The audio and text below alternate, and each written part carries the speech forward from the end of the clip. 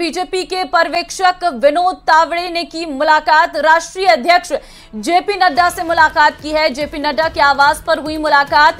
कल जयपुर में प्रस्तावित है बीजेपी विधायक दल की बैठक। तो बीजेपी विधायक दल की बैठक से पहले जो पर्यवेक्षक नियुक्त किए गए हैं विनोद तावड़े, उन्होंने जेपी नड्डा से मुलाकात की है। जेपी नड्डा के आवास पर यह मुलाकात हुई है। जेपी नड्डा ने ही विनोद तावड़े समेत 2 अन्य नेताओं को पर्यवेक्षक के तौर पर भेजा हुआ है राजस्थान में, और ऐसे में इन पर्यवेक्षकों की जिम्मेदारी है विधायकों के बीच में सामंजस्य हो और विधायक दल का नेता चुना जाए, यानी कि मुख्यमंत्री का चुनाव करना। तो ऐसे में विनोद तावड़े ने राजस्थान जाने से पहले जेपी नड्डा से मुलाकात की, और क्योंकि कल जयपुर में बीजेपी विधायक दल की बैठक प्रस्तावित है, राजस्थान बीजेपी के पर्यवेक्षक विनोद तावड़े ने ये मुलाकात की है। सरोज और साथ ही साथ आपको बता दें कि रक्षा मंत्री राजनाथ सिंह, ये 3 ऐसे नाम हैं जिन्हें पर्यवेक्षक के तौर पर भेजा गया है राजस्थान में।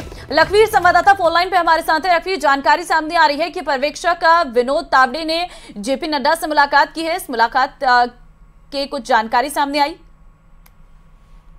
जी देखिए, राजस्थान के लिए 3 केंद्रीय पर्यवेक्षकों को नियुक्त किया गया है, जो कि राजस्थान जाकर भारतीय जनता पार्टी के जो विधायक दल है उसकी बैठक को संचालित करेंगे। उससे पहले केंद्रीय पर्यवेक्षक और राष्ट्रीय महामंत्री विनोद तावड़े ने कुछ देर पहले बीजेपी अध्यक्ष जेपी नड्डा से उनके आवास पर मुलाकात की है। विधायक दल की बैठक से पहले काफी महत्वपूर्ण मुलाकात मानी जा रही है, क्योंकि जयपुर जाने से पहले स्वाभाविक ही कुछ गुर उन्होंने लिए होंगे, मंत्रणा की गई होगी, क्योंकि आज शाम को बीजेपी के विधायकों को संबोधित करने वाले हैं जेपी नड्डा। वीडियो कॉन्फ्रेंसिंग के जरिए वो कुछ टिप्स उनको देंगे, अपनी ओर से बात उनको देंगे, और जो जीत हुई है भारतीय जनता पार्टी की उसके लिए भी स्वाभाविक विधायकों की तरफ से उनका धन्यवाद ज्ञापित किया जाएगा। और उससे उन तमाम पेशकशों के बीच एक तरफ विनोद तावड़े मिले हैं आज, क्योंकि कल प्रस्तावित है बीजेपी विधायक दल की बैठक। उससे पहले तमाम तरीके की चर्चा हुई कि किस प्रकार की तैयारियां हैं, किस तरीके से विधायक दल की बैठक को संचालित करवाना है, और क्योंकि बाद में रिपोर्ट लाकर भी देनी है, ऐसे में काफी महत्वपूर्ण इस मुलाकात को माना जा रहा है। ठीक है लखवीर, अपने आप में महत्वपूर्ण है। फिलहाल बहुत धन्यवाद आपका, क्योंकि बीजेपी के पर्यवेक्षक विनोद तावड़े हैं और आज शाम को जेपी नड्डा जो है विधायकों के साथ वीडियो कॉन्फ्रेंसिंग के जरिए बातचीत करने वाले हैं। तो उससे पहले दोनों नेताओं के बीच मुलाकात हुई। खबर दिल्ली से आपको देंगे, जहां राजस्थान में हार पर चल रही कांग्रेस की बैठक खत्म हो गई है। कांग्रेस की यह बैठक करीब 3 घंटे तक चली।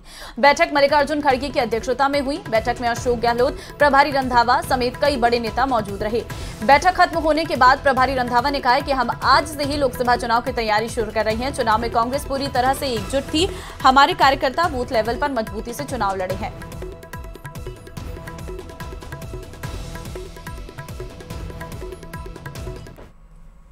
ऐसे कैंडिडेट भी हैं जो 1500 से भी कम हैं, उनके सब के ऊपर चर्चा हुई, और साथ ही हमने आज से ही उनको बोल दिया है कि हम पार्लियामेंट की तैयारी करेंगे, और जहाँ जहाँ कोई हमें खामियाँ रहेगी, कमियाँ थी, उनको हम पूरा करके और एकजुट होकर इलेक्शन जो है लड़ेंगे। और पिछली जो इलेक्शन है वो भी आप देख रहे हैं कि पूरी कांग्रेस एकजुट थी और एक आवाज़ में पूरी कांग्रेस ने वहाँ इलेक्शन लड़ी।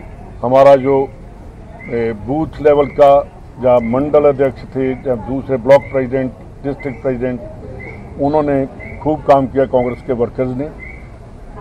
उनके लिए उनको भी धन्यवाद मैं करता हूँ। और जो हमारे लीडर्स साहबान हैं, इन्होंने भी आज कहा है कि जो पार्लियामेंट है उसका आज से ही तैयारी करनी चाहिए और हमें फाइट करनी है और लोगों को बताना है कि हम जीत कर।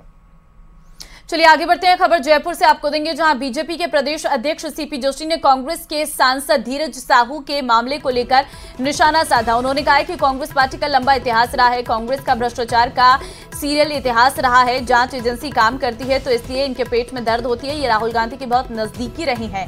कांग्रेस मतलब करप्शन की दुकान है, मोहब्बत की दुकान में नोटों का ढेर है। राजस्थान में भी यही हाल रहा है। जल जीवन मिशन, पेपर लीक, योजना भवन समेत सभी जगह यह हाल रहा। इन्होंने सिर्फ भ्रष्टाचार के अलावा कुछ नहीं किया।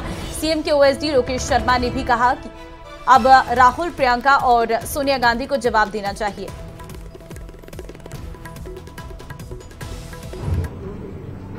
मोहब्बत की दुकान में लूट का सामान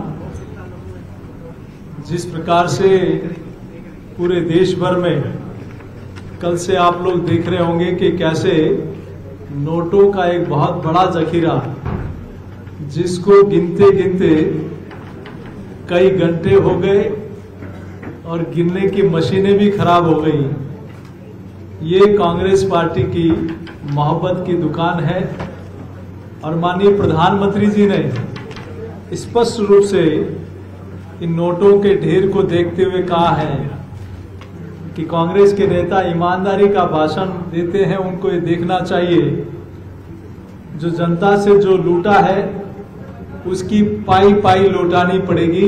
ये मोदी की गारंटी है और ये अभी से नहीं, ये कांग्रेस पार्टी का एक लंबा इतिहास है। चाहे जीप घोटाला हो, चाहे बफर्स घोटाला हो, चाहे यूरिया घोटाला हो, चाहे टेलीफोन घोटाला हो, चाहे आदर्श सोसाइटी घोटाला हो, 2G 3G, ऐसे एक बहुत बड़ा सीरियल भ्रष्टाचार का कांग्रेस का अब तक का सबसे बड़ा इतिहास रहा है।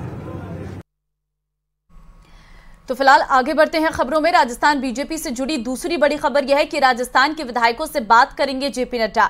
आज शाम 7 बजे जेपी नड्डा बातचीत करेंगे। नए मुख्यमंत्री के मुद्दे पर बात कर सकते हैं नड्डा। वीडियो कॉन्फ्रेंसिंग के जरिए बात करेंगे बीजेपी अध्यक्ष। तो आज शाम 7 बजे जेपी नड्डा ये बातचीत करेंगे। बीजेपी में सीएम के चेहरे को लेकर कवायद तेज है। राजस्थान के विधायकों से बात करेंगे जेपी नड्डा। आपको बता दें आज शाम 7 बजे जेपी नड्डा ये बातचीत करेंगे वीडियो कॉन्फ्रेंसिंग के माध्यम से। आपको जानकारी हम दे रहे हैं क्योंकि वीडियो कॉन्फ्रेंसिंग के माध्यम से जेपी नड्डा विधायकों से उनकी राय जानेंगे, उनसे बातचीत करेंगे। महत्वपूर्ण है आने वाले समय में मुख्यमंत्री का चेहरा और उनके साथ ही 2 डिप्टी सीएम बनाए जा सकते हैं। कैबिनेट के डिस्कशन को लेकर भी चर्चा हो सकती है। बीजेपी विधायक बालमुकुंद आचार्य ने भी भ्रष्टाचार को लेकर कांग्रेस पर हमला बोला। बालमुकुंद ने कहा कि 310 करोड़ से ऊपर की धनराशि अलमारियों में मिली है। इनके झूठे आरोप जनता को पता है। जो पैसे इनके पास जमा हैं सभी एजेंसियां निकालेगी। दोषियों को सजा मिलेगी। पूरे देश में जहां जहां कांग्रेस की सरकार रही है वहां वहां इन्होंने लूट मचाई है। 310 करोड़ से ऊपर धनराशि अलमारियों में मिली है। हमारी एजेंसियां भारत की स्वतंत्र है, वो सबकी जांच कर सकती है, मेरी भी कर सकती है, आपकी भी कर सकती है। और इसके प्रमाण है ये इनके झूठे आरोप जनता को पता है। इनके तथ्य रखने से कोई फायदा नहीं है। जो पैसा इनकी अलमारियों में जमा है, बिस्तर बेडों में जमा है, सब एजेंसियां समयानुरूप निकालेगी और दोषियों को सजा मिलेगी। पूरे देश में जहां जहां कांग्रेस की गवर्नमेंट रही है वहां वहां इन्होंने लूट मचाई है। राजस्थान भी प्रमाण है। 19 बार युवाओं का भविष्य बर्बाद करके अरबों रुपए जमा किए, अपने रिश्तेदारों को RS IAS बनाया और अपने मिलने वालों को जिस प्रकार से लाभ पहुंचाए सबका हिसाब लेंगे और नए कमरे इनके लिए बनाए उनमें सब में जमा करेंगे इनको।